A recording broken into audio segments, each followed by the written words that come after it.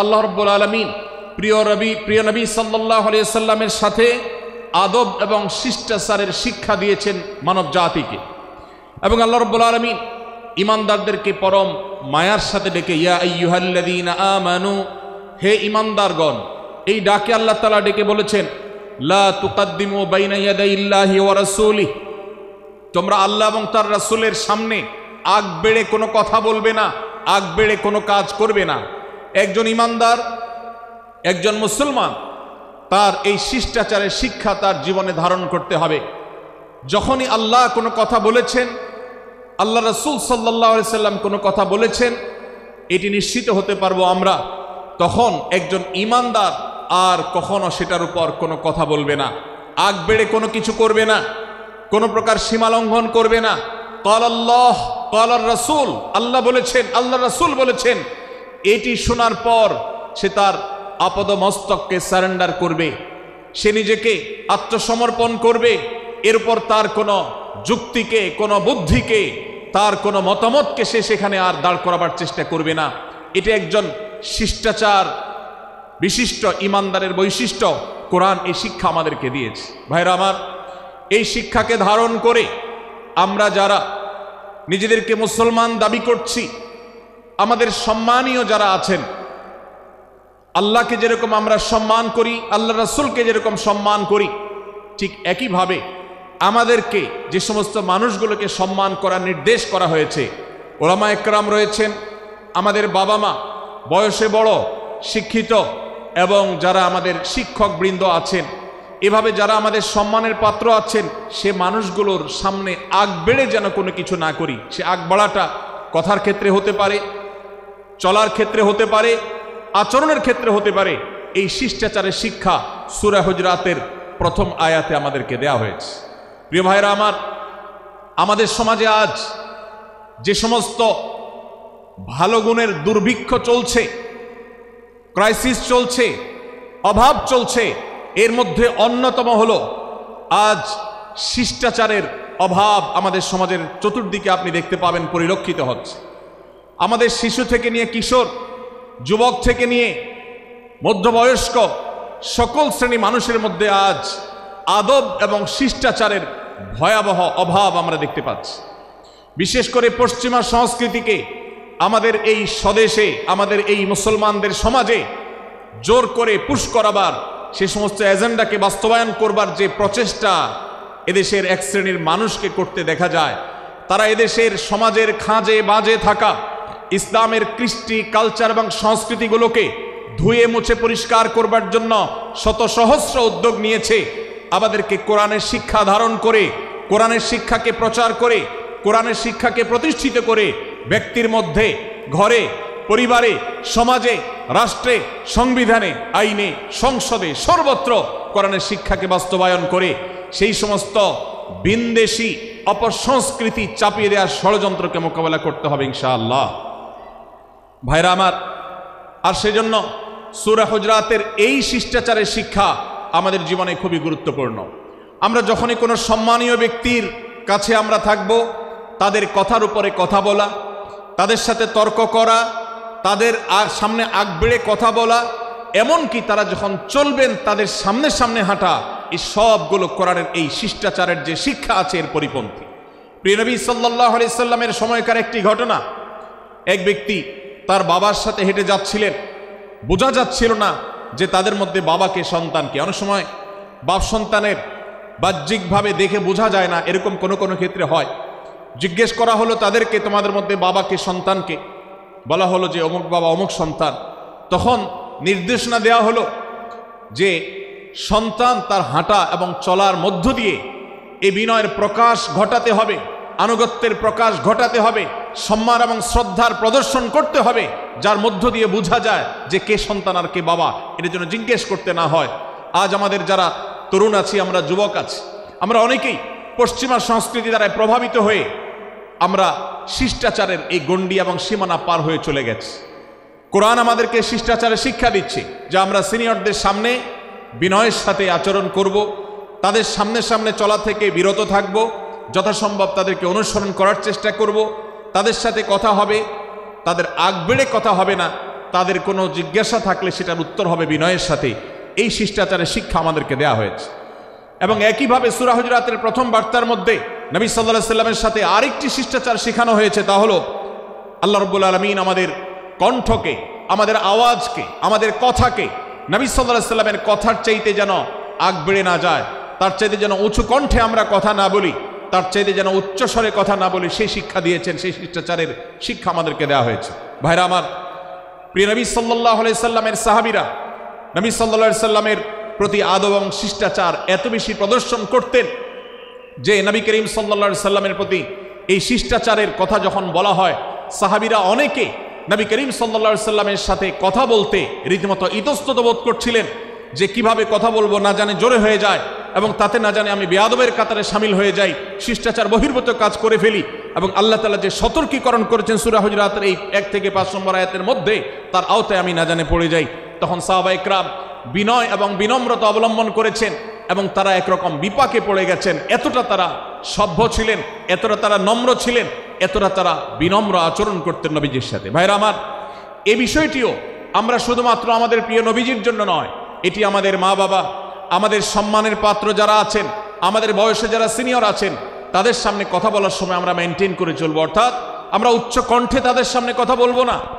এই মাহফিলে এখনো শত শত হাজারো মানুষ হয়তো এমন আছেন যারা মায়ের সামনে, বাবার সামনে, বড় ভাইয়ের সামনে, শিক্ষকের সামনে, সিনিয়রদের সামনে, মুরব্বীদের সামনে, ওলামাদের সামনে উচ্চ কণ্ঠে কথা বলেন। প্রিয় ভাইরা আমার, আমরা মুসলমানদের সন্তান, আমরা মুহাম্মদ সাল্লাল্লাহু আলাইহি সাল্লামের উম্মত, আমরা আবু বকর, ওমর, ওসমান, আলী রাদিয়াল্লাহু আজমাইনের অনুসারী, আমরা কোরআনের অনুসারী। কোরআনের অনুসারী কখনো বেয়াদব হতে পারে? কোরআনের অনুসারী কখনো বেয়াদব হতে পারে? কোরআন যে শিষ্টাচারের শিক্ষা দিয়েছে, এই শিক্ষা আজ আমাদের মধ্যে ধারণ করতে হবে, আমাদের সন্তানদের শেখাতে হবে, আমাদের ঘরে ঘরে এই শিক্ষা চর্চা করতে হবে, আমাদের সমাজে এটিকে প্রতিষ্ঠিত করতে হবে। পশ্চিমা সংস্কৃতির যে ছোবল, সে ছোবল আমাদের সন্তানদেরকে আজকাল অনেক ক্ষেত্রে বেয়াদবে পরিণত করছে, তাদের অনেক সময় শিষ্টাচার থেকে বের করে দিচ্ছে। তারা কখনো স্বাধীনতার নামে, কখনো মত প্রকাশের নামে, কখনো বিভিন্ন নামে তারা কিন্তু হারিয়ে যাচ্ছে। আজকের এই বাস্তবতাকে উপলব্ধি করে সূরা হুজুরাতের 1 থেকে 5 নম্বর আয়াত এর শিক্ষাকে আমাদের মধ্যে ধারণ করতে হবে। আল্লাহ তাআলা আমাদের সবাইকে সেই তৌফিক দান করুন। ভাইরা আমার, সূরা হুজুরাতের প্রথম বার্তা প্রিয় নবী সাল্লাল্লাহু আলাইহি সাল্লামের সাথে শিষ্টাচার, আল্লাহ এবং তার রাসূলের সামনে, আল্লাহ এবং তার রাসূলের সামনে আগ বেড়ে কোনো কথা না বলা, আগ বেড়ে কোনো আচরণ না করা, এটা তার প্রতি শিষ্টাচারের অংশ। এবং আল্লাহ রাসূলের সামনে উচ্চ কণ্ঠে জোরে কথা না বলা, এটাও তার প্রতি শিষ্টাচারের অংশ। আল্লাহ তাআলা আমাদেরকে এই শিষ্টাচার আমাদের জীবনের প্রত্যেকটা পদে পদে ধারণ করার তৌফিক দান করুন, বলুন আমিন। ভাইরা আমার, সূরা হুজুরাতের দ্বিতীয় যে শিক্ষা, সেই শিক্ষাটা বর্ণিত হয়েছে এই সূরার 6 থেকে 8 নম্বর আয়াত। 6 থেকে 8 নম্বর এই আয়াতের মধ্যে আল্লাহ রাব্বুল আলামিন আমাদেরকে দ্বিতীয় শিক্ষা দিয়েছেন, ঈমানদার কখনো কোনো কথা বলার আগে সেই কথা সত্য কিনা, বাস্তব কিনা সেটি যাচাই বাছাই না করে বলবে না। ঈমানদার কখনো গুজবে কান দিবে না। ঈমানদার কখনো শোনা কথার উপরে ভিত্তি করে কোনো সিদ্ধান্ত গ্রহণ করবে না। এই শিক্ষাটাও আজকের বাস্তবতার আলোকে আমাদের সমাজের জন্য অত্যন্ত গুরুত্বপূর্ণ এবং প্রয়োজনীয়। প্রিয় ভাইরা আমার, আমাদের চতুর্পাশে যদি আমরা তাকাই, আমরা দেখতে পাবো সোশ্যাল মিডিয়াতে, ফেসবুকে আজকাল কোনো তথ্য উপাত্ত পেলে সেটার পরখ করা ছাড়া, যাচাই বাছাই করা ছাড়া, সত্য অসত্য নিরূপণ করা ছাড়া আমরা অনেকে সেটার প্রচারণায় নেমে যাই। আমরা অনেকে সেটার শেয়ার দেওয়া শুরু করে দেই। আমরা অনেকে এটার উপর ভিত্তি করে অনেককে নিন্দা মন্দ করা শুরু করে দেই। এমনকি আজ আমরা যেই জায়গায় দাঁড়িয়ে আছি, বাংলাদেশের যে সামাজিক বাস্তবতা, সেই বাস্তবতার আলোকে বলা যায় অনেক সময় অনেক ব্যক্তিকে সমাজে মিডিয়ার মাধ্যমে নানাভাবে হয়রানি করে তাকে খারাপ মানুষ হিসাবে, কালপ্রিট হিসাবে দেখানো হয়, অথচ তার দোষ, যে সমস্ত দোষের কথা তাকে বলা হয়, যে সমস্ত দোষে তাকে দোষী বানানো হয়, সে সমস্ত দোষ থেকে তিনি শত সহস্র গুণ পবিত্র এবং পরিচ্ছন্ন। ভাইরা আমার, আজকের এই বাস্তবতায় আমাদেরকে বিশেষ করে লক্ষ্য রাখতে হবে যে আমরা যেই কোনো মূল্যে, যেই কোনোভাবে যেন কোনো প্রকার গুজবে কান না দেই, আমরা যেন গুজব থেকে বেঁচে থাকি। আল্লাহ তাআলা আমাদেরকে তৌফিক দান করুন। ভাই, এদিকে অনেক বেশি বাঁশির আওয়াজ শোনা যাচ্ছে। স্বেচ্ছাসেবকরা বাঁশির আওয়াজ দেওয়া ছাড়া আপনারা ভলান্টিয়ারি করুন। এত বেশি বাঁশির আওয়াজ আসছে যে কথা বলা কঠিন হয়ে যাচ্ছে। অনুগ্রহ করে বাঁশির আওয়াজ কম করে আপনারা ভলান্টিয়ারি করুন। এখনো অনেক বাঁশির আওয়াজ শোনা যাচ্ছে, বাঁশির আওয়াজগুলো বন্ধ করুন। মাশাআল্লাহ, এখন বন্ধ হয়েছে। আমরা মেহেরবানি করে বাম পাশের থেকে কিছুটা আওয়াজ পাচ্ছি, একটু নীরব নিস্তব্ধ হওয়ার জন্য অনুরোধ করছি। একটু নীরব নিস্তব্ধ না হলে কথা বলা যাবে না। অনুগ্রহ করে আমরা একটু সহযোগিতা করি এবং সবাই নীরব থাকি। ভলান্টিয়াররা অপ্রয়োজনে বাঁশির আওয়াজ দিবেন না, অপ্রয়োজনে বাঁশির আওয়াজ দিবেন না। আমাদের দেশে শব্দ দূষণ, শব্দ সন্ত্রাস, এটা এদেশের কমন কালচার হয়ে গেছে। রাস্তা যাবেন, প্রয়োজনে অপ্রয়োজনে গাড়ির হর্ন বাজাবে। যে কোনো প্রোগ্রামে যাবেন, প্রয়োজনে অপ্রয়োজনে বাঁশি বাজানো হবে। কদিন আগে 31 নাইট গেছে, আপনারা দেখেছেন। এত প্রচার প্রচারণা, এত সতর্কীকরণের পরেও, আইন শৃঙ্খলা রক্ষাকারী বাহিনী এত সতর্ক থাকার পরেও আপনারা দেখেছেন এক শ্রেণীর বুদ্ধি প্রতিবন্ধীরা তারা 31 নাইট উদযাপনের নামে শব্দ সন্ত্রাস করেছে। শত শত হাজারো মানুষের কষ্টের কারণ হয়েছে। প্রিয় ভাইয়েরা আমার, ধর্ম হোক আর রাজনীতি, বিনোদন হোক আর আনন্দ হোক, যেই কোনো নামে যদি শব্দ সন্ত্রাস সৃষ্টি করে বা অতিরিক্ত শব্দ দূষণ করে, শব্দ সৃষ্টি করে মানুষকে অতিষ্ঠ করার কারণ হয়, সেটা কোনো সভ্য সমাজের দৃশ্য হতে পারে না। আমরা সেই ইসলামের অনুসারী যে ইসলামে আমাদের প্রিয় নবী সাল্লাল্লাহু আলাইহি ওয়াসাল্লাম মসজিদে নববীতে তার একান্ত পরিবেশের মধ্যে এক সাহাবী জোরে কোরআন তেলাওয়াত করছিলেন। তিনি তাকে বলছিলেন, তুমি কোনো বধির রবকে শোনাচ্ছ না, তোমার রব সবকিছু শুনতে পান, অতএব তুমি তোমার এই উচ্চ কণ্ঠের তেলাওয়াত দিয়ে আশপাশে মানুষের ডিস্টার্বের কারণ হবে না। আমরা সেই ইসলামের অনুসারী, অতএব ওয়াজ মাহফিলের মাধ্যমেও যাতে কোনো মানুষ অতিষ্ঠ না হয়, মাইক ব্যবস্থাপনা সেভাবে করাটা মাহফিল কর্তৃপক্ষের যেমন কর্তব্য, ঠিক একইভাবে রাজনৈতিক সভা সমাবেশের নামে কিংবা বিয়ে বিনোদনের নামে যদি শব্দ সন্ত্রাস করা হয়, শব্দ দূষণ করা হয়, অতিরিক্ত শব্দ এর মাধ্যমে যদি মানুষকে অতিষ্ঠ করা হয়, তাহলে সেটি কখনো কোনো সভ্য সমাজের কাজ হতে পারে না। প্রিয় ভাইরা, এই জন্য আপনারা যারা তরুণ আছেন বয়সে, আপনাদেরকে আমি অনুরোধ করতে চাই, বিবাহ অনুষ্ঠানকে কেন্দ্র করে, আকিকাকে কেন্দ্র করে, নানা অনুষ্ঠানকে কেন্দ্র করে যে শব্দ সন্ত্রাস, এটি আমাদেরকে থামাতে হবে ইনশাআল্লাহ।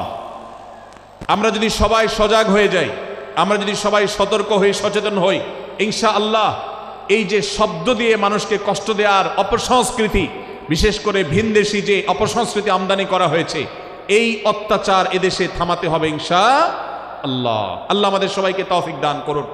ভাইরা আমার, আমরা আমাদের আশেপাশে কোনো তরুণরা যদি এরকম শব্দ করে, গান বাজিয়ে অন্য মানুষকে অতিষ্ঠ করে, ঈদের সময় দেখা যায় বিশেষ করে সে সমস্ত যুবকদেরকে কাউন্সেলিং করতে হবে, তাদেরকে বোঝাতে হবে যে তোমার আনন্দ কখনো আরেকজনের বেদনার কারণ হতে পারে না। বহু হার্টের রোগী আছেন, বহু অসুস্থ মানুষ আছেন, বহু ছোট শিশু আছে যাদের কষ্টের কারণ হয়। বিধায় আমরা কখনো আমাদের শব্দ দিয়ে কাউকে কষ্ট হতে দিব না। আল্লাহ আমাদের সবাইকে তৌফিক দান করুন। মাশাআল্লাহ, অনেকটা নীরব নিস্তব্ধ হয়েছে। আমি যে জায়গাটা ছিলাম আবার সেখানে ফিরে যাই। সূরা হুজুরাতের দ্বিতীয় শিক্ষার কথা বলছিলাম ভাইরা। 6 থেকে 8 নম্বর আয়াত যদি আপনি পাঠ করেন সূরা হুজুরাতের, আপনি দেখতে পাবেন সেখানে আল্লাহ রাব্বুল আলামিন ঈমানদারদেরকে যেই কোনো সংবাদ, যে কোনো তথ্য, বিশেষ করে অনির্ভরযোগ্য সূত্র থেকে যখন পাবে, ফাসিক থেকে যখন শুনবে, যার ভিতরে আল্লাহর ভয় নাই সেরকম মানুষ থেকে যখন পাবে, সেই সংবাদ তথ্য উপাত্ত যাচাই করা ছাড়া সেই সংবাদ যেন বলে না বেড়ায়। আপনি শহরে যান কিংবা গ্রামে, শিক্ষিত দেখুন কিংবা অশিক্ষিত, সর্বশ্রেণীর মানুষের মধ্যে আজ এই ব্যাধি দেখতে পাবেন চরম আকার ধারণ করেছে। কারোর ব্যাপারে কোনো নেগেটিভ কথা শুনেছেন, কোনো মন্দ কথা শুনেছেন, সে কথার প্রচার প্রচারণা শুরু করে দেন। সেটা কি সঠিক কিনা, সেটা কি সত্য কিনা, সেটা কি যথার্থ কিনা, সেটা কোনো প্রপাগান্ডা কিনা, সেটা কোনো মিথ্যাচার কিনা, সেটা কোনো গুজব কিনা, এটা যাচাই করার প্রয়োজন অনুভব করে না।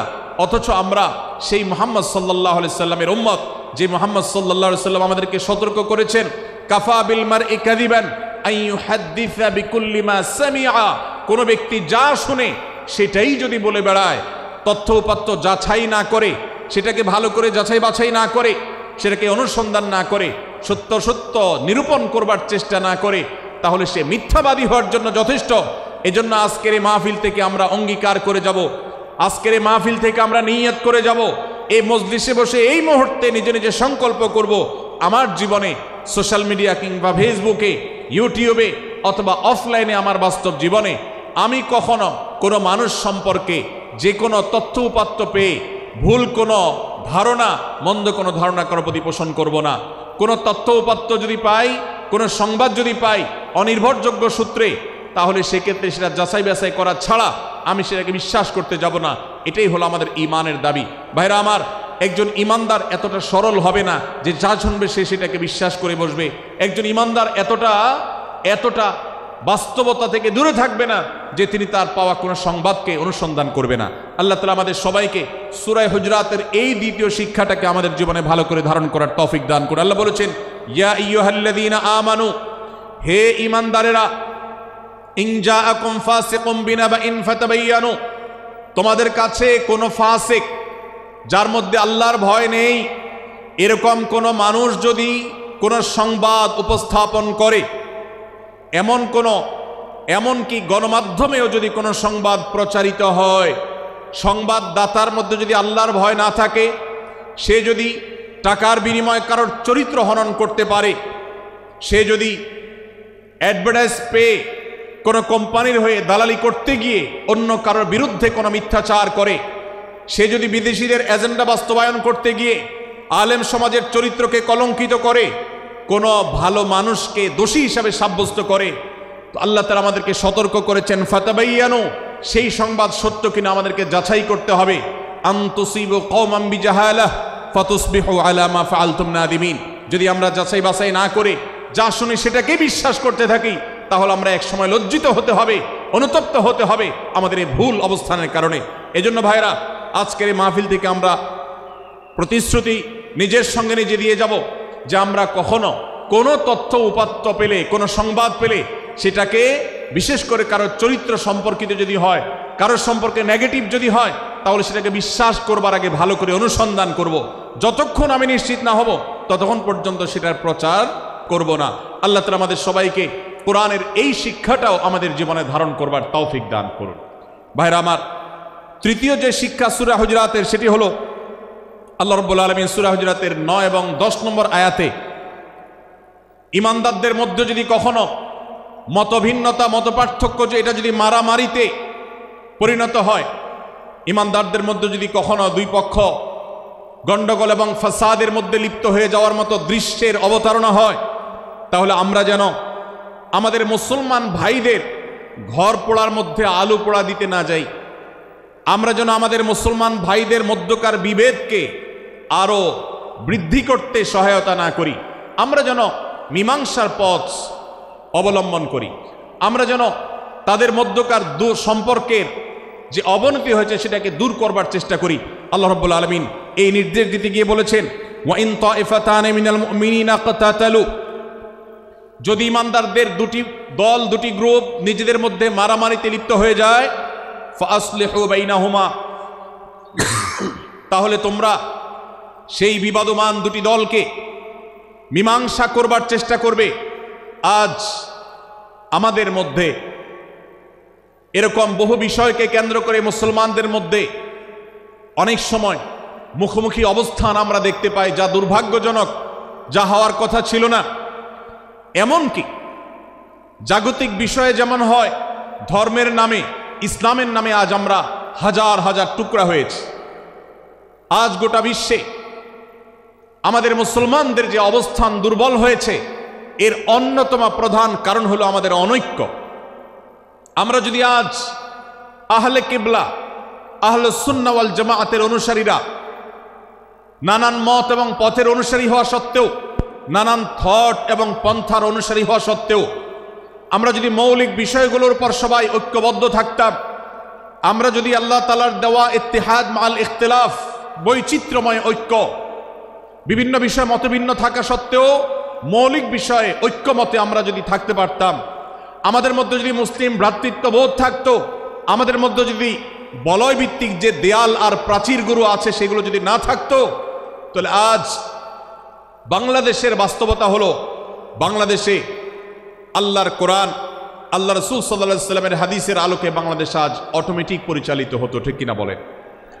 আমরা যদি আজ ঐক্যবদ্ধ থাকতাম, তাহলে এদেশের হাতে গোনা যাবে এরকম স্বল্প সংখ্যক নাস্তিকেরা, ইসলাম এবং মুসলমানদের শত্রুরা, তারা আমাদেরকে নিয়ে তারা আজ যে খেলা খেলছে, আমাদেরকে যে তারা শাসন করছে, আমাদেরকে যে তারা তাদের অধীনস্থ করে রাখছে, আমাদের উপরে যে আজ ভিনদেশি কালচার চাপিয়ে দিচ্ছে, আমাদের উপরে তারা যে আজ কর্তৃত্ব করছে, আমাদেরকে আজ টুকরা টুকরা করছে, এই দুঃসাহস তারা কোনোদিন দেখাতে পারতো না যদি আমরা ঐক্যবদ্ধ থাকতাম। ভাইরা আমার, এই জন্য আমরা সব বিষয়ে সবাই একমত হব না। আজকের এই মাহফিলে যত মানুষ এসেছেন সবাই সব বিষয়ে একমত নন। এমনকি আজকের এই মাহফিল কর্তৃপক্ষ যে আয়োজন করছেন 3 দিন ব্যাপী, এই মাহফিলে আপনারা দেখেছেন এখানে কওমি এবং আলিয়া উভয় জায়গা থেকে বক্তা নির্বাচন করা হয়েছে, অসাধারণ সমন্বয় করা হয়েছে। এটি একটি ঐক্যের বার্তা।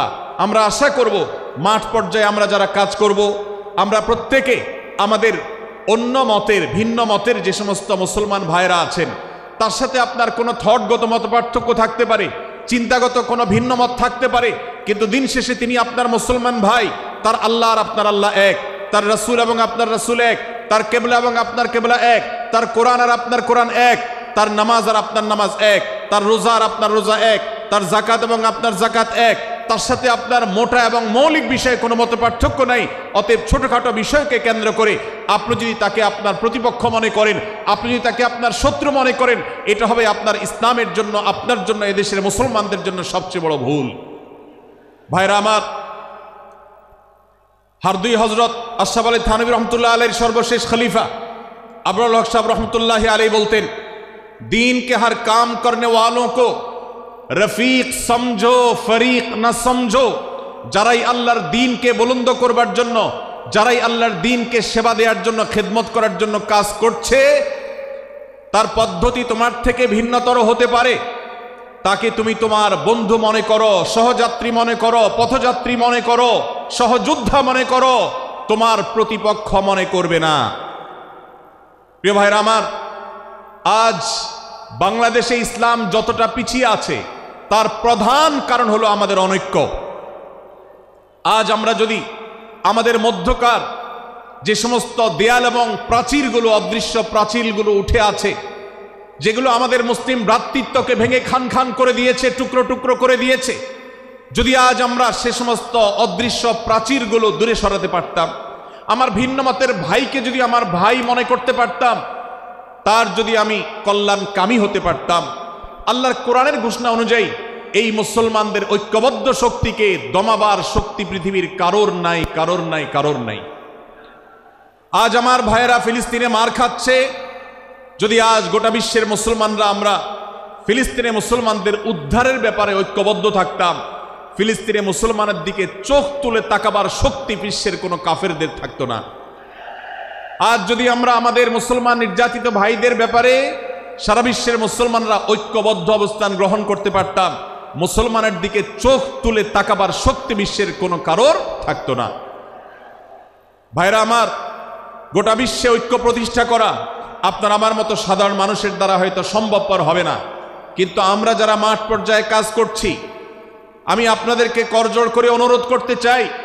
আমি জানি আপনার এলাকাতে, আপনার মহল্লাতে আপনার সাথে অন্য মুসলমান ভাইদের অনেক ক্ষেত্রে মতভিন্নতা আছে।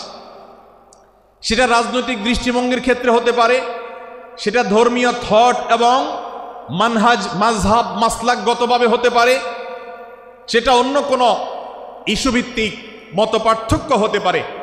আল্লাহর জন্য, আল্লাহর ওয়াস্তে, আল্লাহর ওই আয়াতকে মেনে আমল করার চেষ্টা করি আমরা। আল্লাহ বলেছেন, ওয়া'তাসিমু বিহাবলিল্লাহি জামিআন ওয়া লা তাফাররাকু, তোমরা আল্লাহর রশিকে সবাই ঐক্যবদ্ধভাবে আঁকড়ে করে ধরো, ঐক্যবদ্ধভাবে আল্লাহর রশিকে আঁকড়ে ধরো, তোমরা পরস্পর বিচ্ছিন্ন হয়ে যেও না। আমরা অনেক ফরজের কথা শুনেছি, নামাজ রোজা ফরজ আমরা জানি, বাবা মার প্রতি সদ্ব্যবহার করার ফরজের কথা আমরা জানি, আত্মীয়তার সাথে সুসম্পর্ক আত্মীয়তার বন্ধন রক্ষার কথা আমরা জানি, ফরজ হওয়ার কথা জানি, কিন্তু মুসলমানদের ঐক্যবদ্ধ থাকতে হবে এই ফরজের কথা আমরা অনেকেই জানি না। ভাইরা আমার, মুসলমানদেরকে আল্লাহ রাব্বুল আলামিন ঐক্যবদ্ধ থাকার নির্দেশ দিয়েছেন। এই ঐক্যটা এর মানে এই নয় যে সবাই এক মতের হয়ে যাবে সব বিষয়ে। বিভিন্ন বিষয়ে আমাদের মধ্যে মতপার্থক্য থাকবে, তারপরে আমরা একে অন্যের সহযোদ্ধা হব, সহযাত্রী হব, আমরা একে অন্যের কল্যাণকামী হব, একে অন্যের ভালো চাইব। আমার ভিন্ন মতের মুসলমানের কোনো ক্ষতিতে আমি খুশি হব না, তার ক্ষতিতে আমি কষ্ট পাবো, তার সাফল্যকে আমি এনজয় করব, আনন্দিত হব। এটা যদি করতে না পারি তো আমি কখনো খালেস এবং সাচ্চা মুসলমান হতে পারলাম না। আল্লাহ তাআলা আমাদের অন্তরগুলোকে উদার করে দিন, ব্রড করে দিন, প্রশস্ত করে দিন, বড় করে দিন, উম্মার ঐক্যের প্রয়াসী হওয়ার তৌফিক দান করুন বলুন আমিন। ভাইরা আমার, আমরা মহল্লায় মহল্লায়, এলাকায় এলাকায়, মসজিদে মসজিদে, আমাদের নিজস্ব বলয়ে, নিজস্ব অঙ্গনে আমরা চেষ্টা করব ভিন্ন ভিন্ন মতের মুসলিম ভাইকেও আমার ভাই হিসাবে আঁকড়ে ধরার, আপন করার। ডক্টর খন্দকার আব্দুল্লাহ জাহাঙ্গীর রাহিমাহুল্লাহ এই অঞ্চলের সন্তান। তিনি বলতেন, বেদাতে লিপ্ত কোনো মুসলমান, তার ব্যাপারেও আমি মনে করি আমার ভাই ভুলের মধ্যে আছেন, তার ব্যাপারে আমার মায়া মমতা কাজ করে, আমি তার কল্যাণকামী, তাকে আমার ভাই মনে করি। ঠিক একইভাবে আমার কোনো মুসলমান ভাইয়ের সাথে যদি আমার ভিন্ন মতের কারণে আমার মনে হয় যে তিনি ভুল পথে আছেন, তারপর তাকে আমি শত্রু ভাববো না, তার অকল্যাণ আমি চাইব না। আজ বাংলাদেশের বাস্তবতা যদি আমরা তাকাই দেখতে পারবো, ইসলাম এবং মুসলমানদের যত শত্রু আছে, আমরা দেখেছি গত কয়েক যুগ ধরে তাদের নিজেদের মধ্যে হাজারো বিভক্তি, হাজারো মতপার্থক্য থাকা সত্ত্বেও মুসলমানদের শত্রুতা করার ব্যাপারে তারা সবাই ঐক্যবদ্ধ।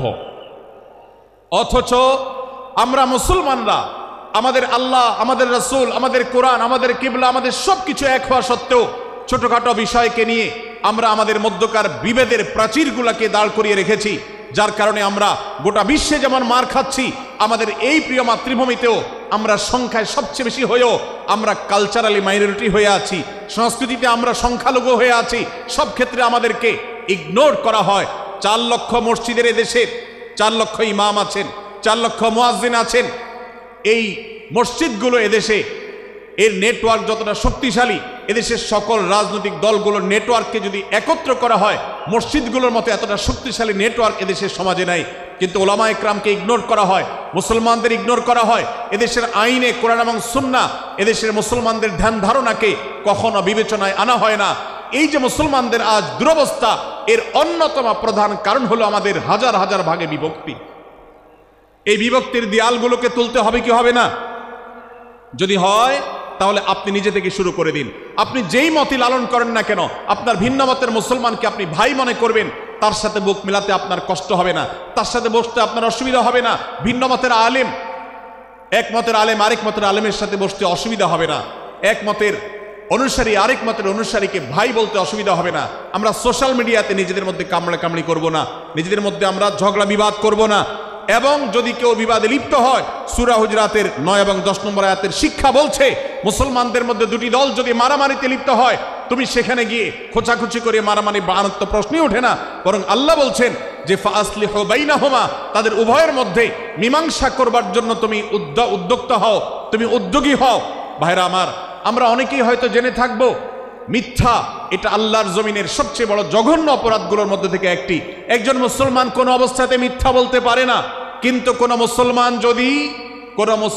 যদি অন্য মুসলমানের সাথে কখনো বিবাদ বিতণ্ডায় লিপ্ত হয়ে যায়, দুজন মুসলমান বা দুটি বলয়, দুটি পক্ষ, দুটি গোষ্ঠী মুসলমানদের, তাদের মধ্যে যদি কোনো বিষয় যদি ভুল বুঝাবুঝি তৈরি হয়, ভিন্ন মত সৃষ্টি হয়, একে অন্যের সাথে শত্রু ভাবাপন্ন হয়ে যায়, তাহলে তাদের দুইজনের মধ্যে বা দুই পক্ষের মধ্যে মীমাংসা করবার জন্য কেউ যদি মিথ্যা কথাও বলে, অর্থাৎ আপনি এক পক্ষের কাছে গিয়ে বললেন, ভাই আপনি যাকে এত খারাপ মনে করছেন, যার ব্যাপারে আপনি এতটা রাগান্বিত হয়ে আছেন, আমি তো জানি তিনি আপনার ব্যাপারে অনেক সফট চিন্তা রাখেন, আপনার ব্যাপারে অনেক ইতিবাচক ভাবনা রাখেন, আপনার ব্যাপারে অনেক সুধারণা পোষণ করেন।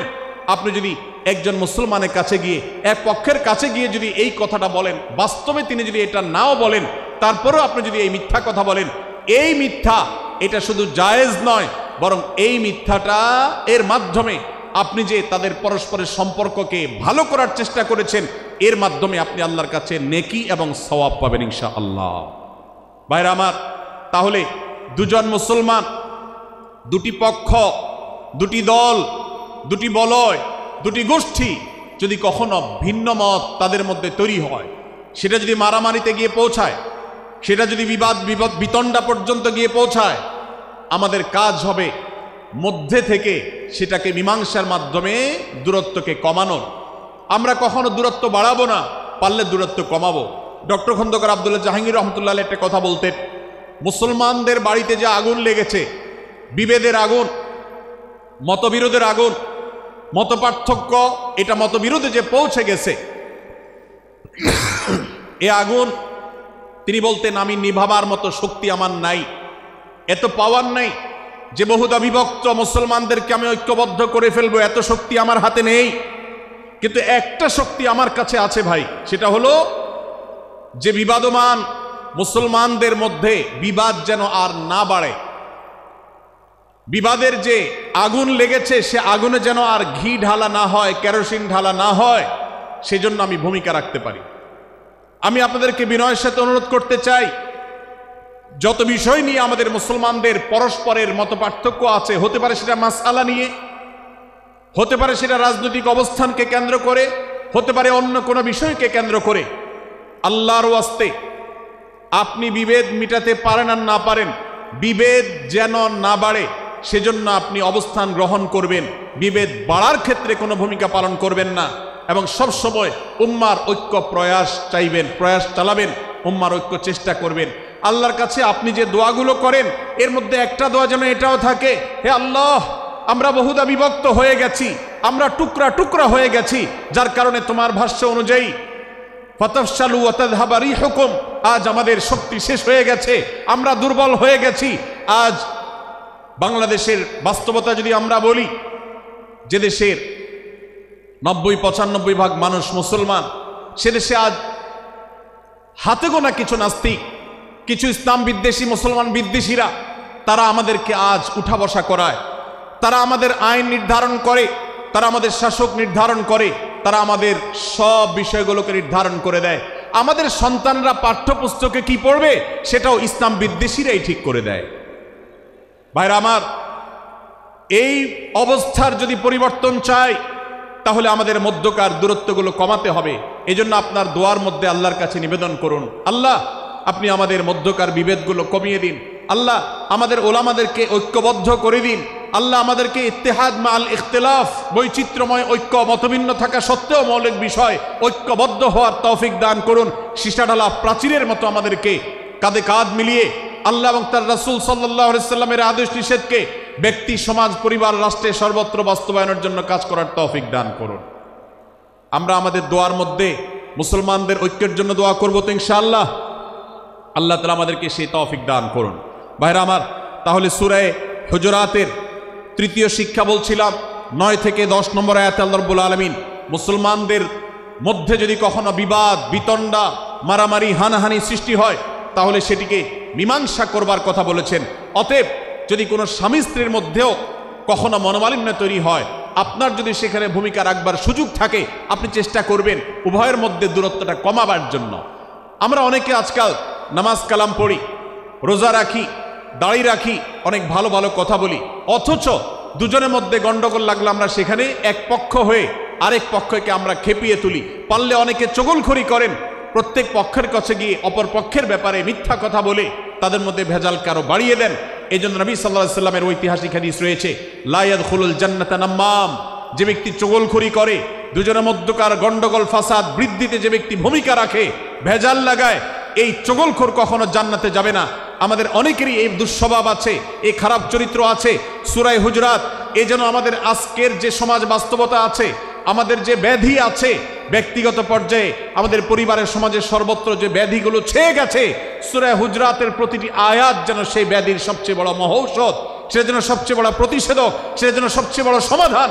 এই জন্য আমি বলেছি শুরুতে, আমার যদি আল্লাহ শক্তি সামর্থ্য দিতেন, প্রত্যেক মুসলমানের হাতে পায়ে ধরে সূরা হুজুরাতের 18টি আয়াত, প্রত্যেকটি আয়াত আমি আমার মুসলমান ভাইদেরকে বলতাম, বারবার পড়ুন, বারবার পাঠ করুন, বোঝার চেষ্টা করুন, জীবনকে পরিবর্তন করুন।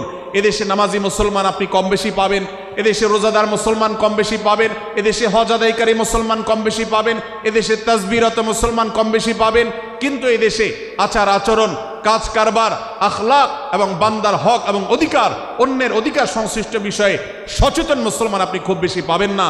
আর এই জন্যই আমাদের জান্নাতের পথে অনেক বড় অন্তরায় হয়ে আছে। আজ আমাদের চরিত্রগুলো নষ্ট হয়ে গেছে। আমরা নামে মুসলমান, আমরা চগলখড়ি করি, আমরা নামে মুসলমান, দুজনের মধ্যে গন্ডগোল সৃষ্টি করে দেই। গন্ডগোল আগে থেকে সৃষ্টি থাকলে সেটাকে বাড়াবার চেষ্টা করি। আমরা নামে মুসলমান, আমাদের শিষ্টাচার নাই, আদব নাই, লেহাজ নাই। এই জন্য সূরা হুজুরাতের প্রতিটি আয়াত আমাদেরকে শিক্ষা দেয়।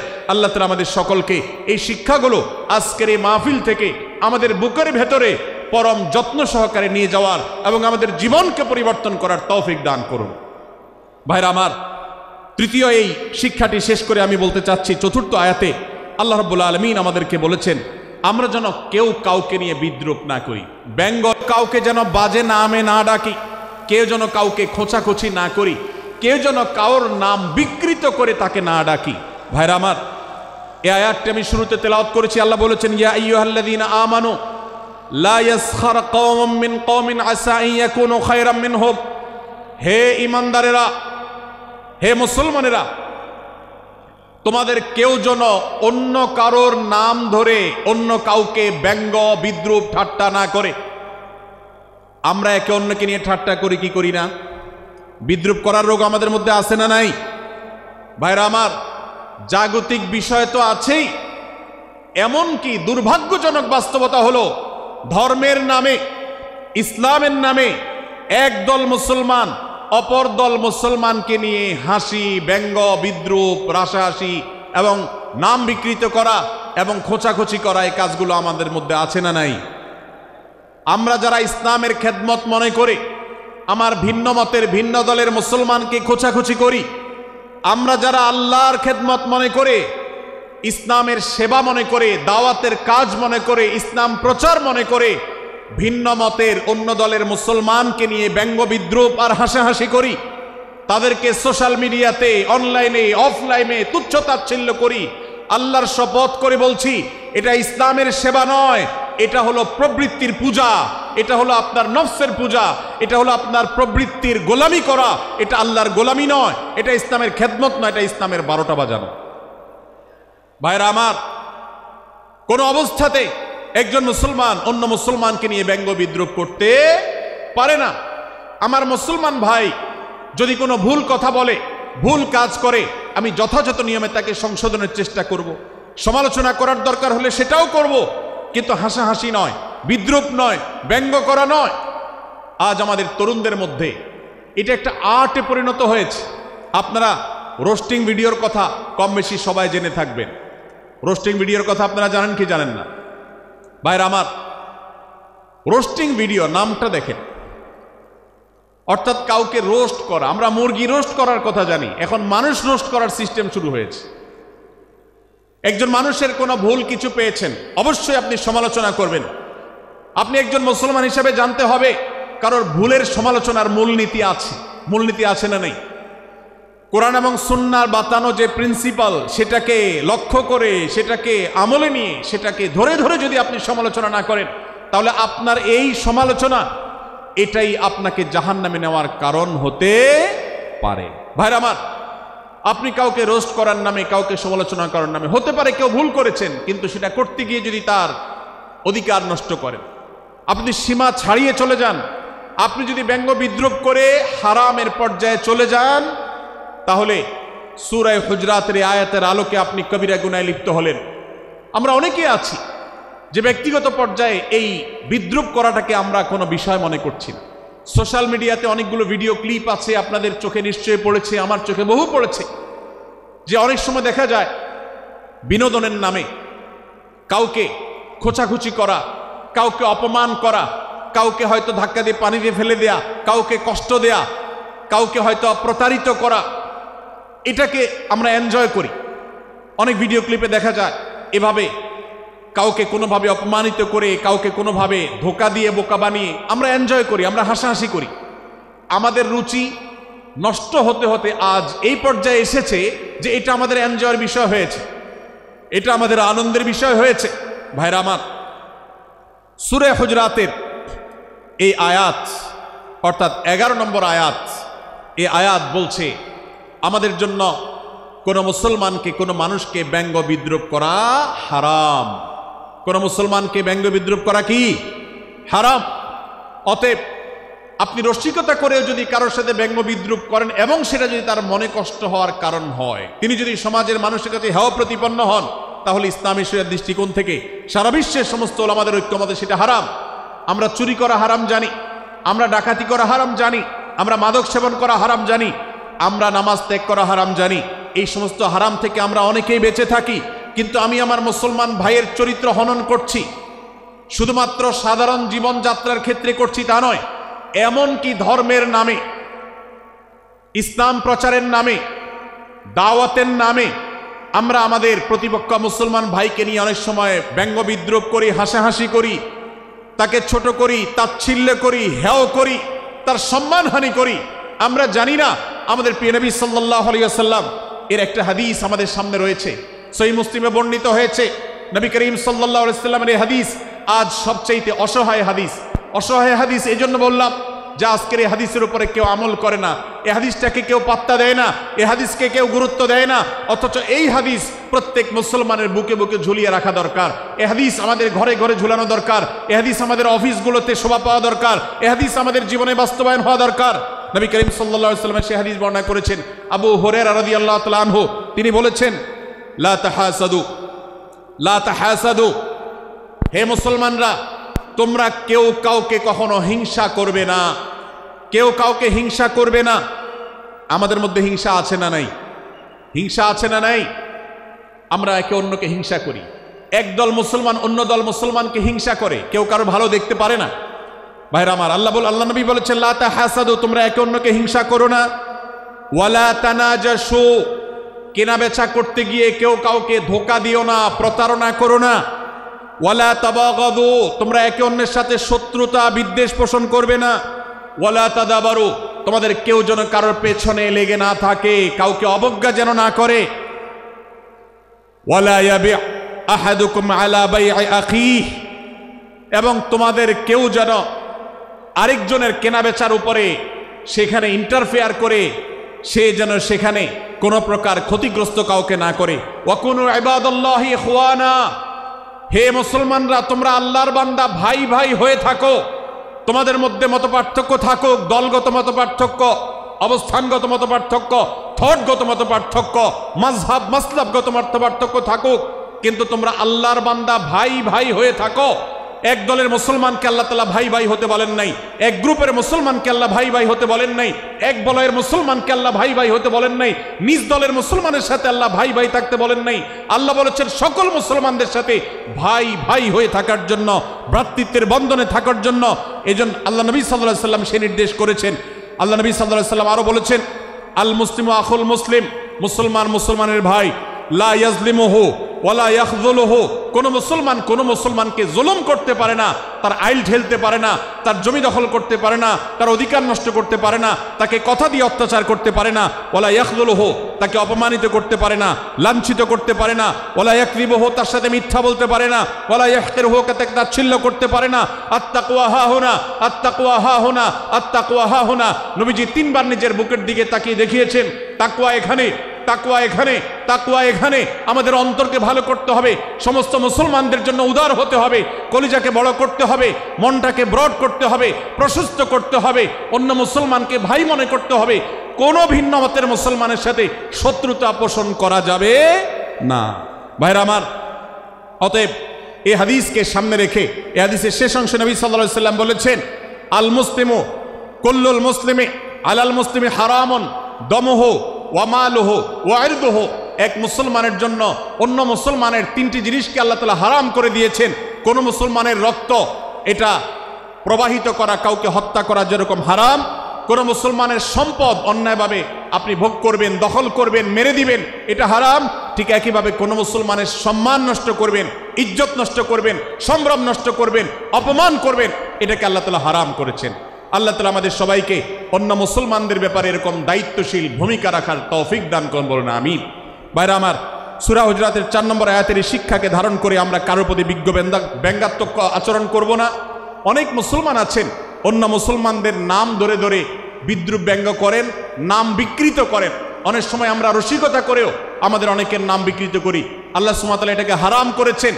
এমনকি নবী সাল্লাল্লাহু আলাইহি ওয়াসাল্লাম বলেছেন, লা তাকুল লিকাসিরিন ইয়া কাসিরু, কোন খাটো বা বেটে মানুষকে হে বেটে, হে খাটো এরকম বলে ডেকো না। নবী সাল্লাল্লাহু আলাইহি ওয়াসাল্লাম বলেছেন এভাবে ডাকলে তিনি অপমানিত হন, আল্লাহ তাকে এভাবে সৃষ্টি করেছেন। আমরা অনেক সময় দেখা যায় একে অন্যকে খোঁচা মারতে গিয়ে তার গায়ের রং কালো হলে, তিনি দেখতে আকারে ছোট হলে তাকে আমরা ব্যঙ্গ করি, বিদ্রুপ করি, তাকে আমরা তাচ্ছিল্য করি, তাকে আমরা অপমান করি, তাকে আমরা অপদস্থ করি। ভাইরা আমার, এটা আমাদের জন্য হারাম। আমি আবারও বলছি, চুরি হারাম আমরা জানি, ডাকাতি হারাম আমরা জানি, আমরা অন্যান্য হারামের কথা জানি, কিন্তু এই যে এক মুসলমান অন্য মুসলমানের অধিকার নষ্ট করা হারাম, এটা আমরা জানি না। এক মুসলমান অন্য মুসলমানের নাম বিকৃত করা হারাম, এটা আমরা জানি না। এই ব্যাপারেও আমরা দেখেছি যা আমরা যারা ইসলামের দাওয়াতের কথা বলি, কোরআন হাদিসের কথা বলি, তারাও দেখা যায় সোশ্যাল মিডিয়াতে, ফেসবুকে একদল মুসলমান অন্য দলে মুসলমানদেরকে নানা বাজে উক্তি দিয়ে ডাকাডাকি করে, বিকৃত নামে ডাকে, বিকৃত উপাধি দেয়, খারাপ কথা বলে, অমুকের দালাল তমুকের দালাল ইত্যাদি ধারণা করে কথা বলে। এই কাজগুলো হারাম, এগুলো আমরা কখনো করব না। 5 নম্বর যে শিক্ষা আছে সূরা হুজুরাতে, সেটা হলো 12 নম্বর আয়াতে আল্লাহ রাব্বুল আলামিন এখানে কুধারণা করাকে হারাম করেছেন, মন্দ ধারণা করতে আল্লাহ তাআলা নিষেধ করেছেন, এবং গীবত করতে, পেছনে লাগতে নিষেধ করেছেন। ভাইরা আমার, এই একটি আয়াত অর্থাৎ সূরা হুজুরাতের 12 নম্বর আয়াত, এই আয়াতটি শিক্ষা ধারণ করে যদি আমরা আমাদেরকে শুধরাতে পারি, সংশোধন করতে পারি, তাহলে ইসলামের মেইন যে কাজগুলো আছে, ঈমানকে বিশুদ্ধ করা এবং শিরকমুক্ত ঈমান আনা, 5 ওয়াক্ত নামাজ পড়ার পর, বান্দার হক আদায়ের পর, এই আয়াতটির পর আমল করলে আপনার জান্নাতে যাওয়ার সবচেয়ে বড় বাধা দূর হয়ে যাবে ইনশাআল্লাহ। ভাইরা আমার, যে আয়াতে আল্লাহ তাআলা আমাদেরকে কারো প্রতি মন্দ ধারণা করতে নিষেধ করেছেন, গীবত করতে নিষেধ করেছেন, কারো পেছনে লাগালাই করতে নিষেধ করেছেন, সে আয়াতে আল্লাহ রাব্বুল আলামিন বলেছেন, ইয়া আইয়ুহাল্লাযীনা আমানু ইজতানিবু কাসীরাম মিনায-যন্ন, হে ঈমানদারেরা, হে মুসলমানরা, তোমরা কারোর প্রতি ধারণা, মন্দ ধারণা তোমরা করো না, এটা থেকে বিরত থাকো। অনেক ধারণা অর্থাৎ মন্দ ধারণা, এটা গুনাহ, এটা থেকে বিরত থাকো। ইন্না বা'দায-যন্নি ইসম, কারণ কিছু কিছু ধারণা অর্থাৎ যেগুলো মানুষের সম্পর্কে কোনো তথ্য উপাত্ত ছাড়া নিছক ধারণা প্রসূত মন্দ ধারণা করা হয়, সেগুলো গুনাহের কারণ, সেগুলো অপরাধের কারণ, সেগুলো কবিরা গুনাহ, সেগুলো পাপাচার, সেগুলো আল্লাহর অসন্তুষ্টির কারণ, সেগুলো আল্লাহর অবাধ্যতার কারণ। এজন্য ভাই, কারোর প্রতি মন্দ ধারণা করা যাবে না। এক্ষেত্রে আমি জানি আমাদের ব্যক্তিগত পর্যায়ে কারোর ব্যাপারে কোনো কিছু কথা উঠেছে অথবা সামান্য একটু সন্দেহ তৈরি হয়েছে, আমরা তার চরিত্র নিয়ে টানাটানি করি। আমরা জানি না একজন মুসলমানের চরিত্রের মূল্য কত বড়। আমার কাছে সুস্পষ্ট প্রমাণ আসার আগ পর্যন্ত কোনো মুসলমানের চরিত্র নিয়ে আমার ব্লেম করবার কোনো অধিকার আমার নাই। এই জন্য একজন মুসলমান কখনো কারো প্রতি কুধারণা করবে না, মন্দ ধারণা পোষণ করবে না, খারাপ ধারণা পোষণ করবে না। আল্লাহ তাআলা আমাদেরকে এমন মুসলমানের সম্পর্কে খারাপ ধারণা করা থেকে বেঁচে থাকার তৌফিক দান করুন। ভাইরা আমার, কিছুটা বিশৃঙ্খলা দেখা যাচ্ছে। আমরা আপনাদেরকে বিনীতভাবে অনুরোধ করতে চাই, অনুগ্রহ করে সবাই বসে পড়ুন। যারা দাঁড়িয়ে আছেন তারা একটু বসে পড়ুন, সবাই যার যার দায়িত্বে বসে যান। আপনি আরেকজনের চিন্তা না করে আপনি একটু বসে যান। ভলান্টিয়ার ভাইরা, প্যান্ডেলের ভেতরে পেছনে কি হচ্ছে আপনারা একটু দেখুন। ডান পাশে যে সমস্ত ভাইরা আছেন, ভাইরা আপনারা আমার কথা শুনুন। ডান পাশে, আমার প্যান্ডেলের ডান পাশে যারা আছেন, আপনাদেরকে আমরা অনুরোধ করছি, ওয়াজ মাহফিলের মঞ্চে, তাফসীর কোরআন মাহফিলের প্যান্ডেলে এসে আমরা যদি বিবাদ বিতণ্ডায় লিপ্ত হই, আমরা সে বিষয়ে আলোচনা করছি, আল্লাহর ওয়াস্তে আমরা বিবাদ বিতণ্ডা বন্ধ করি। আপনারা একটু শান্ত হন, আল্লাহর জন্য একটু সবর করেন। ভাইরা আমার, এদিকে যে কিছুটা বিশৃঙ্খলা দেখা যাচ্ছে, আপনাদেরকে আমরা অনুরোধ করছি আপনারা একটু বিশৃঙ্খলা বন্ধ করুন। ভাইরা, এখানে যারা দাঁড়িয়ে আছেন সবাই বসে যান, সবাই বসে যান, সবাই বসে যান। যশোরের মানুষের দুর্নাম হোক, আপনারা কি চান? আপনারা কি চান যশোরের মানুষের দুর্নাম হোক? তাহলে আশপাশে ভাইরা ওনাদেরকে সবাইকে বসায় দেন, বসায় দেন, কাউকে দাঁড়ায় থাকতে দিবেন না। ভাই সবাই বসেন, সবাই বসে যান। এখানে যারা দাঁড়িয়ে আছেন সবাই বসেন। অনুগ্রহ করে সবাই ধৈর্য ধারণ করেন এবং বসেন। আজকের এই মাহফিল সুন্দরভাবে শেষ হোক। আপনারা কি চান কি চান না? ভাই আপনারা কি চান কি চান না? যদি আপনারা চান, অনুগ্রহ করে আমার ডান পাশে যারা বিশৃঙ্খলা করছেন তারা বসে যান। আপনাদেরকে আমরা অনুরোধ করছি এখান থেকে বসে যান। আপনারা কি ডক্টর মিজানুর রহমান আজহারী সাহেবের আলোচনা শুনতে চান কি চান না? যদি চান তাহলে মেহেরবানি করে আওয়াজ বন্ধ করে পরিবেশ শান্ত করে। এখানে অল্প কিছু মানুষের মধ্যে বিশৃঙ্খলা দেখা যাচ্ছে। কোনো কারণে এত বড় মাহফিল, এত মানুষের, লাখো লাখো মানুষের সমাগম, এখানে কোনো কারণে ঝামেলা হতেই পারে, কিন্তু আমরা অনুগ্রহ করে ধৈর্য ধারণ করি। ধৈর্য কোথায়? সবাই বসে যায়, সবাই বসে যান, আওয়াজ বন্ধ করেন। ভলান্টিয়ার ভাইয়েরা এদিকে বিনয়ের সাথে মানুষদেরকে বসানোর জন্য চেষ্টা করেন। আশেপাশের যারা আছেন বসে, তারা দাঁড়ানো ভাইদেরকে হাতে পায়ে ধরে বসান। সবাই সবাইকে টান দিয়ে বসান। ভাই এ পাশে যারা বিশৃঙ্খলা আচরণ করছেন তারা আপনারা একটু বসেন। আপনারা যদি বিশৃঙ্খলা আচরণ না থামান তাহলে সেক্ষেত্রে মাহফিল সুন্দরভাবে শেষ করা যাবে না। আমার আলোচনার শেষের দিকে আমরা আলোচনা শেষ করে এশার নামাজ পড়ব, তারপরে আমাদের শেষ অধিবেশন হবে ইনশাআল্লাহ। তারপরে শেষে নামাজ। ওকে।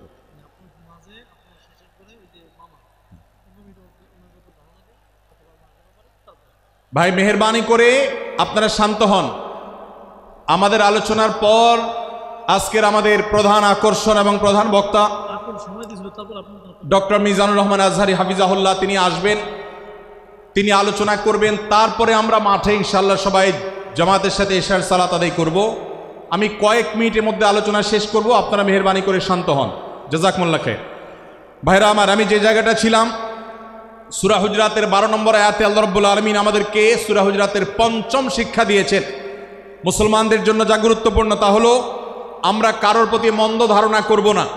এক্ষেত্রে ডক্টর আব্দুল্লাহ জাহাঙ্গীর রাহিমাহুল্লাহর একটা উক্তি আমার মনে পড়ে। তিনি বলেছেন যে আজ আমাদের যারা ধর্ম চর্চা করি, আমরা যারা নিজেদেরকে প্র্যাকটিসিং মুসলমান মনে করি, আমাদের সবচেয়ে, হুজুরদের সবচেয়ে পছন্দের গুনাহ হলো মন্দ ধারণা করা, অন্যের ব্যাপারে খারাপ ধারণা করা। অমুক অমুকের দালাল, তমুক তমুকের দালাল, কোনো তথ্য উপাত্ত ভিত্তি প্রমাণ ছাড়া নিছক ধারণার উপর ভিত্তি করে অন্য মুসলমান ভাইকে আমি এরকম নানা তকমা দিয়ে আমরা কবিরা গুনাহে লিপ্ত হচ্ছি। আমরা এই বদ ধারণা করা, মন্দ ধারণা করা যে কবিরা গুনাহ অনেকে জানি না। অনেকের পেছনে লাগছি, অনেকের ওয়াজ শুনছি দোষ বাইর করার জন্য, স্ট্যাটাস পড়ছি ভুল বাইর করার জন্য। এই যে মানুষের পেছনে লাগা, এটা আল্লাহ তাআলা নিষেধ করেছেন, ওয়ালা তাজাসসু, তোমরা কেউ কারোর ছিদ্র অন্বেষণ করার, দোষ আবিষ্কার করার চেষ্টা করবে না, এবং ওয়ালা ইয়াগতাব বা'দুকুম বা'দা, কেউ কারোর গীবত শিকায়াত করবে না। এই আয়াতে আমাদেরকে কেউ কারোর পেছনে পরনিন্দা করতে নিষেধ করেছেন। ইসলাম বলে আমরা মানুষের সামনে মানুষের ভুলের কথাগুলো বলবো বিনয়ের সাথে, যাতে তিনি সংশোধিত হন, আর তার পেছনে প্রশংসা করব। আমরা করি উল্টা, আমরা মানুষের সামনে এসে মানুষের প্রশংসা করি আর তার পেছনে গিয়ে তার দুর্নাম করি। ইসলামকে যদি আমরা মানতাম সমাজটা সুন্দর হয়ে যেত। আমরা যদি সামনে কারোর দোষ বলতাম তাহলে তিনি সংশোধিত হতেন, আর পেছনে যদি গুণ বলতাম তাহলে তিনি ভালো সেখান থেকে শিক্ষা গ্রহণ করতেন। সূরা হুজরাতের 6 নম্বর শিক্ষা 13 নম্বর আয়াতে আল্লাহ তাআলা বলেছেন যে আমাদের সবার গোড়া কোত্থেকে এসেছে, আমাদের গর্বের কোনো বাহ্যিক কারণ নাই তাকওয়া ছাড়া। আল্লাহ বলেছেন, ইয়া আইয়ুহান নাস ইন্না খালাকনাকুম মিন যাকারিন ওয়া উনসা, হে মানুষ সকল, তোমাদেরকে আমি মানুষ, নারী এবং পুরুষ, আদম এবং হাওয়া থেকে সৃষ্টি করেছি। ওয়া জাআলনাকুম শুউবান ওয়া ক্বাবাইলা লিতাআরাফু, বিভিন্ন গোত্রে তোমাদেরকে আমি বিভক্ত করেছি পরিচয়ের জানার জন্য শুধুমাত্র। আর আল্লাহ বলেছেন শেষে, ইন্নাল্লাহা আলিমুন খাবীর, তোমরা কি করো আল্লাহ জানে। অতএব আমাদের কারোর পর কারো কোনো শ্রেষ্ঠত্ব নেই তাকওয়া ছাড়া। আল্লাহ বলেছেন, ইন্না আকরামাকুম ইনদাল্লাহি আতকাকুম, আমাদের মধ্যে সবচেয়ে মর্যাদাবান হবে তিনি যার মধ্যে তাকওয়া সবচেয়ে বেশি হবে। আমাদের কোনো বংশগত গৌরব, কোনো অঞ্চলগত গৌরব, অন্য কোনো গৌরব আমাদের থাকবে না, শুধু তাকওয়ার গৌরব আমাদের থাকতে পারে। সেটাও গর্ব, নিষিদ্ধ গর্ব বা অহংকারের মতো নয়, বরং সেটা আমাদের বিনয়ের জায়গা। সর্বশেষ 7 নম্বর যে শিক্ষা সূরা হুজরাতে রয়েছে, সেটা 14 এবং 14 থেকে 18 নম্বর আয়াতে আল্লাহ তাআলা ঈমান এবং ইসলামের চিহ্ন উল্লেখ করেছেন। যে 6টা শিক্ষা উল্লেখ করা হয়েছে, এর আলোকে মুসলমানকে, মুনাফিককে সেটা নিরূপণ হবে। এজন্য আল্লাহ তাআলা শেষে এটি উল্লেখ করেছেন। এই 7টি শিক্ষাকে ধারণ করে আমরা আমাদেরকে ভালো মুসলমান হিসাবে গড়ে তোলার চেষ্টা করব, আমাদের জীবনকে সাজাবার চেষ্টা করব। আল্লাহ তাআলা আমাদের সবাইকে তৌফিক দান করুন। আমি আবারও এক নজরে বলে শেষ করছি, সূরা হুজরাত কোরআনে কারীমের 26তম পারার একটি সূরা 49 নম্বর সূরা, কোরআনের 18টি আয়াতের আছে। প্রথম থেকে 5 নম্বর আয়াত পর্যন্ত আল্লাহ রাসূলের সাথে আদব লেহাজ বজায় রাখা, শিষ্টাচার মেনটেন করা এবং সম্মানীয় ব্যক্তিদের সাথেও এখান থেকে আমরা শিক্ষা নিয়ে আদব লেহাজ বজায় রাখা, তাদের সামনে আগবেড়ে কথা না বলা, আগবেড়ে কাজ না করা, উচ্চকণ্ঠে কথা না বলায় শিক্ষা আল্লাহ দিয়েছেন। দ্বিতীয়ত, আমাদেরকে কোনো সংবাদ, বিশেষ করে অনির্ভরযোগ্য তথ্যের সংবাদ শুনে আমাদেরকে কারোর ব্যাপারে ধারণা করার আগে আল্লাহ তাআলা আমাদেরকে যাচাই করার শিক্ষা দিয়েছেন। আমরা যেন গুজবে, আমরা যেন ধারণাপ্রসূত কোনো তথ্যে আমরা যেন কান না দেই, সেই শিক্ষা আল্লাহ আমাদেরকে দিয়েছেন। এটি 6 থেকে 8 নম্বর আয়াতে, 9 থেকে 10 নম্বর আয়াতে আল্লাহ তাআলা মুসলমানদের দুই গ্রুপের মধ্যে গন্ডগোল দেখা দিলে মীমাংসা করতে বলেছেন। এবং 4 নম্বর শিক্ষা 11 নম্বর আয়াতে বিদ্রুপ করতে নিষেধ করেছেন আল্লাহ তাআলা, কারণ নাম ধরে ব্যঙ্গ করাকে হারাম করা হয়েছে। এবং 5 নম্বর শিক্ষা 12 নম্বর আয়াতে আল্লাহ তাআলা দিয়েছেন, কারোর প্রতি মন্দ ধারণা করা যাবে না, কারোর পেছনে লাগা যাবে না, এবং কারোর মন্দ নামে কাউকে ডাকা যাবে না, কারোর সমালোচনা তার পেছনে করা যাবে না, এগুলোকে হারাম করা হয়েছে। 6 নম্বর শিক্ষা 13 নম্বর আয়াতে আল্লাহ বলেছেন, আমাদের সবার মধ্যে কারোর কোনো শ্রেষ্ঠত্ব নাই তাকওয়া ছাড়া। যার তাকওয়া যত বেশি, আল্লাহভীতি যত বেশি, তিনি আল্লাহর কাছে তত শ্রেষ্ঠ এবং সেরা। 7 নম্বর সর্বশেষ শিক্ষা হলো 14 থেকে 18 নম্বর আয়াতে আল্লাহ রাব্বুল আলামিন ঈমানদারদের আলামত, মুনাফিকদের আলামত উল্লেখ করেছেন। সেখান থেকে শিক্ষা নিয়ে আমরা আমাদের ঈমানকে পরখ করার চেষ্টা করব, আমাদের আমলকে পরখ করার চেষ্টা করব। আল্লাহ তাআলা আমাদেরকে সূরা হুজরাতের আলোকে আমাদের জীবনকে গঠন করার তৌফিক দান করুন, বলুন আমিন। আল্লাহ তাআলা আমাদের সবাইকে আজকের এই তাফসীর কোরআন মাহফিল থেকে সূরা হুজরাতের এই 7টি শিক্ষাকে ধারণ করে ভালো মুসলমান, যে মুসলমান সম্পর্কে নবীজি বলেছেন আল মুসলিম আখুল মুসলিম, মুসলমান মুসলমানের ভাই। যে হাদিসে নবীজি বলেছেন যে আল মুসলিমু মান সালিম আল মুসলিমুনা মিন লিসানি ওয়া ইয়াদি, মুসলমান সে যার হাত আর মুখ দ্বারা অন্য কোনো মুসলমান কষ্ট পায় না, নিরাপদে থাকে। আমরা আমাদের সমাজকে শান্তিপূর্ণ সুশৃঙ্খল রাখতে হলে আমাদেরকে মুসলমান হতে হবে, ভালো মানুষ হতে হবে। আমাদের হাত মুখ দ্বারা কেউ কষ্ট পাবে না, কারোর হক নষ্ট করব না, কারোর অধিকার নষ্ট করব না, কারোর কষ্টের কারণ হবে না, কাউকে আঘাত করব না, কাউকে গালি দিব না, কারোর কোনো প্রকার অধিকার খর্ব করব না, জুলুম করব না। আল্লাহ তাআলা আমাদের সবাইকে কোরআন এবং হাদিস যে মুসলিমের চিত্র অঙ্কন করেছে, কোরআন এবং হাদিসে মুসলিমের যে রূপরেখা বর্ণনা করেছে, কোরআন এবং হাদিসে যে আদর্শ মুসলমানের চিত্র উপস্থাপন করেছে, আল্লাহ আমাকে, আপনাকে, আমাদের সবাইকে সেই মুসলমান হওয়ার তৌফিক দান করুন, বলুন আমিন। ভাইরা আমার, আমরা মুসলমানরা যদি কোরআন হাদিসের আলোকের সে আদর্শ মুসলমান হতে পারি, বিশ্বের মানচিত্র পরিবর্তন হতে সময় লাগবে না, বাংলাদেশের পরিস্থিতি পরিবর্তন হতে সময় লাগবে না। তবে সব কিছুর আগে আমাদেরকে বদলাতে হবে, আমাদেরকে মুসলমান হতে হবে, কোরআন এবং হাদিসের বাস্তব অনুসারী হতে হবে। প্রকৃত কোরআন হাদিসের অনুসারী হতে পারলেই ইনশাআল্লাহ ইসলামের জয় হবে, কোরআন হাদিসের বিজয় হবে, মুসলমানদের বিজয় হবে, মুসলমানদের দুর্দিনের পরিবর্তন আসবে। আমরা বিশ্ববাসীকে দেখাতে পারবো আমরা সবচেয়ে আদর্শবাদী, আমরা বিশ্বের মানবতার সবচেয়ে বড় আমরা অনুসারী এবং মানবতাকে সবচেয়ে বেশি প্রতিষ্ঠাকারী। আল্লাহ তাআলা আমাদের সবাইকে, বিশ্ব মানবতাকে, আমাদের ইসলামের সৌন্দর্যকে আমাদের ব্যক্তি জীবনে চর্চা করার মধ্য দিয়ে, পরিবার এবং সমাজের চর্চা করার মধ্য দিয়ে ইসলামের সৌন্দর্যকে আল্লাহ তাআলা তুলে ধরার তৌফিক দান করুন।